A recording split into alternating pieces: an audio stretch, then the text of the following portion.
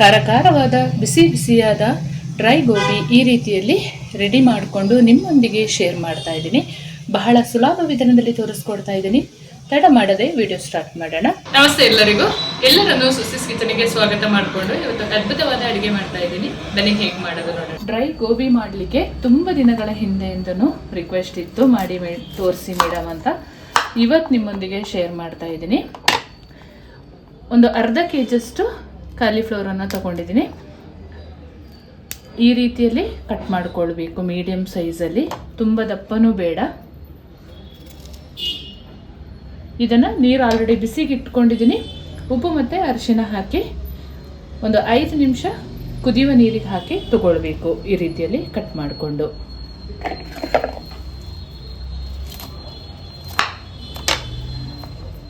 ಹುಳ ಎಲ್ಲ ಇರುತ್ತೆ, ನೋಡ್ಕೊಳ್ಬೇಕು. ಚೆನ್ನಾಗಿ ಗೋಬಿನ ಕ್ಲೀನ್ ಮಾಡ್ಕೊಂಡಿರಬೇಕು. ಎಷ್ಟು ನೀಟಾಗಿ ಕ್ಲೀನ್ ಮಾಡಿದ್ರೂ ಆ ಹುಳದ ಗೂಡೆಲ್ಲ ಇರುತ್ತೆ, ಹಾಗಾಗಿ ನೀಟಾಗಿ ನೋಡಿಕೊಂಡು ಕ್ಲೀನ್ ಮಾಡ್ಕೊಂಡಿರಬೇಕು. ಹೂಕೋಸನ್ನ ಈ ರೀತಿಯಲ್ಲಿ ನೀಟಾಗಿ ಕ್ಲೀನ್ ಮಾಡಿಕೊಂಡು ಕಟ್ ಮಾಡ್ಕೊಂಡಿದ್ದೀನಿ. ಇವಾಗ ಬಿಸಿ ನೀರಿಗೆ ಸ್ವಲ್ಪ ಉಪ್ಪು ಮತ್ತು ಅರಿಶಿನ ಪುಡಿ ಹಾಕೊಳ್ಳೋಣ. 1.5 ಚಮಚದಷ್ಟು ಪುಡಿ ಉಪ್ಪನ್ನು ಸೇರಿಸ್ಕೊಳ್ತಾ ಇದ್ದೀನಿ.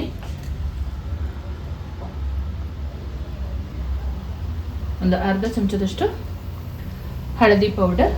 ಹುಳ ಇದ್ರಲ್ಲ, ಇದು ತುಂಬ ಒಳ್ಳೆಯದಾಗುತ್ತೆ ಅರಿಶಿನ ನೀರಲ್ಲಿ ಕುದಿಸ್ಕೊಂಡ್ರೆ. 5 ನಿಮಿಷ ಕುದಿಸ್ಕೊಂಡ್ರೆ ಸಾಕು. ಗೋಬಿ ಸೇರಿಸ್ಕೊಳ್ಳೋಣ.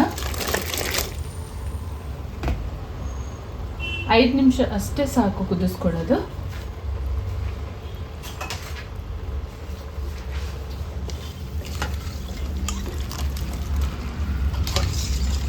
ಗೋಬಿಗೆ ಕಲಿಸ್ಕೊಳ್ಳೋಕ್ಕೆ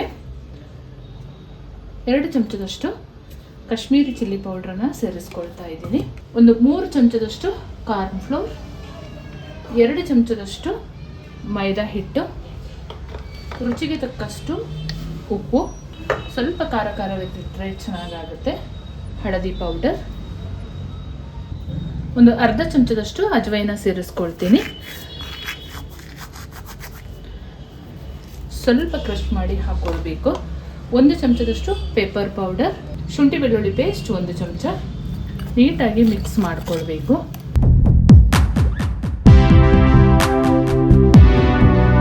ನೀಟಾಗಿ ಈ ಹದದಲ್ಲಿ ಮಿಕ್ಸ್ ಮಾಡ್ಕೊಂಡಿದ್ದಾಗಿದೆ. ಸಾಸ್ಗಳನ್ನು ಬಳಸಿ ಕೂಡ ಮಾಡಿಕೊಳ್ಬೋದು. ನಾನು ಡ್ರೈ ಗೋಬಿನ ಹಾಗೆ ಮಾಡ್ಕೊಳ್ತಾ ಇದ್ದೀನಿ ಇವತ್ತು. ಕುದಿಯುವ ನೀರಿಗೆ ಗೋಬಿ ಹಾಕಿ 5 ನಿಮಿಷ ಆಗಿದೆ. ತಗೊಳ್ಳೋಣ. ಈಗ ನೀರು ಸ್ವಲ್ಪನೂ ಇರಬಾರ್ದು.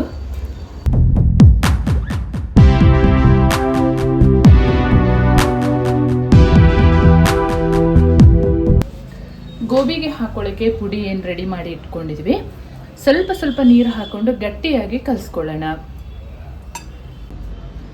ಸ್ವಲ್ಪ ನೀರು ಹಾಕೊಳ್ಳೋಣ. ಉಪ್ಪು ಖಾರ ಬೇಕಿದ್ರೆ ಇವಾಗಲೇ ಹಾಕ್ಕೊಳ್ಬೇಕು. ಸ್ವಲ್ಪ ಖಾರ ಮುಂದೆ ಇದ್ರೆ ಚೆನ್ನಾಗಾಗುತ್ತೆ.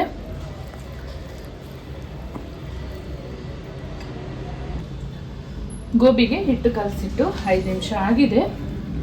ಇವಾಗ ಕುದಿಸಿದ ಗೋಬಿನ ಸೇರಿಸ್ಕೊಳ್ಳೋಣ.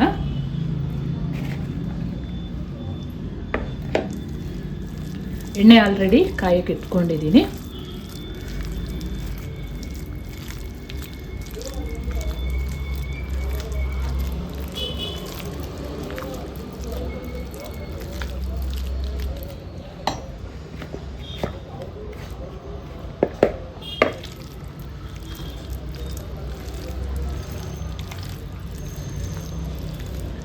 ಗೋಬಿನ ಜ್ಯೂಸಿ ಥರ ಕೂಡ ಮಾಡ್ಕೊಳ್ಬೋದು. ಈ ರೀತಿಯ ಡ್ರೈ ಗೋಬಿ ಕೂಡ ತುಂಬಾ ಚೆನ್ನಾಗಾಗುತ್ತೆ.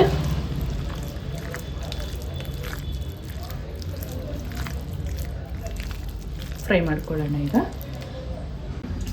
ಎಣ್ಣೆ ಬಿಸಿಯಾಗಿದೆ.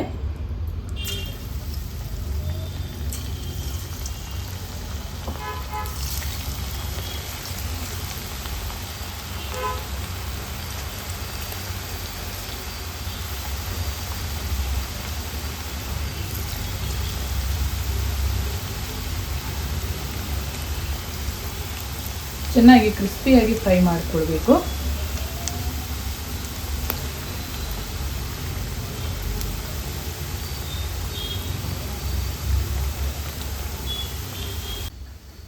ಚೆನ್ನಾಗಿ ಮಿಕ್ಸ್ ಮಾಡ್ಕೊಂತ ಗೋಬಿನ ಫ್ರೈ ಮಾಡ್ಕೊಳ್ಬೇಕು.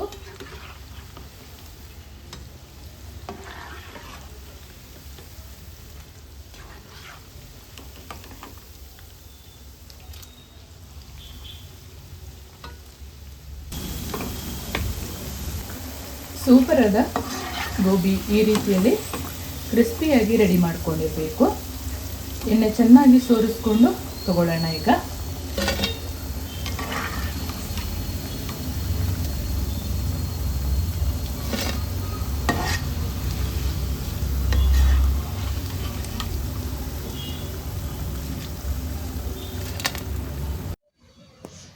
ಫೈನಲ್ ಆಗಿ ನಮ್ಮ ಡ್ರೈ ಗೋಬಿ ಈ ರೀತಿಯಲ್ಲಿ ರೆಡಿಯಾಗಿದೆ.